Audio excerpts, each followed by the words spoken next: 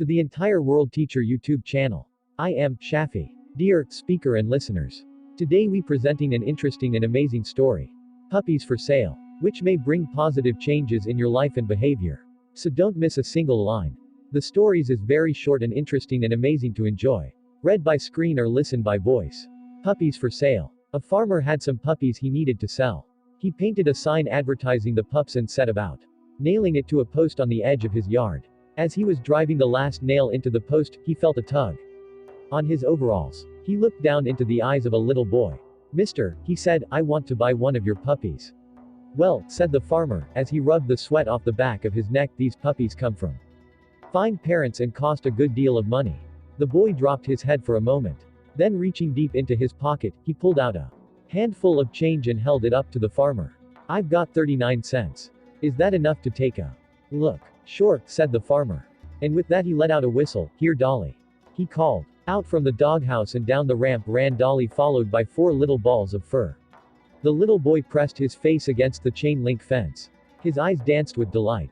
As the dogs made their way to the fence, the little boy noticed something else stirring inside the doghouse. Slowly another little ball appeared, this one noticeably smaller. Down the ramp it slid. Then in a somewhat awkward manner the little pup began hobbling toward the others, doing its best to catch up. "I want that one," the little boy said, pointing to the runt.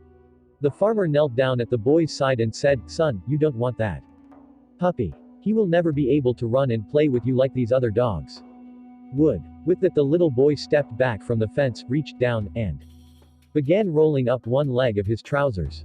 In doing so he revealed a steel brace running down both sides of his leg, attaching itself to a specially made shoe. Looking back up at the farmer, he said, "You see sir, I don't run too well myself, and he will need someone who understands. Office boy. A jobless man applied for the position of office boy at a very big firm. The HR manager interviewed him, then a test, clean the floor. "You are hired," he said, "give me your email address, and I'll send you the application to fill, as well as when you will start." The man replied, "I don't have a computer, neither an email." "I'm sorry," said the HR manager, "if you don't have an email that means you do not exist. And who doesn't exist cannot have the job." The man left with no hope at all. He didn't know what to do. With only $10 US in his pocket. He then decided to go to the supermarket and buy a 10 kg tomato crate. He then sold the tomatoes in a door-to-door round. In less than 2 hours, he succeeded to double his capital. He repeated the operation 3 times, and returned home with $60 US.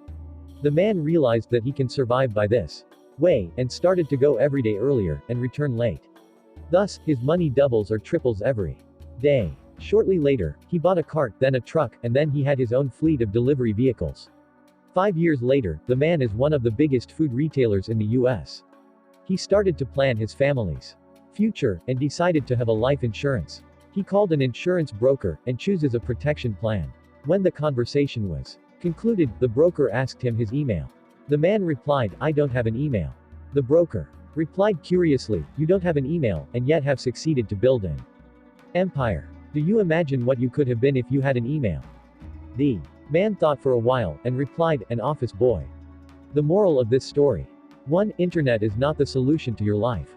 2. If you don't have internet and you work hard, you can be a millionaire. 3. If you receive this message by email, you are closer to be an office boy rather than a millionaire.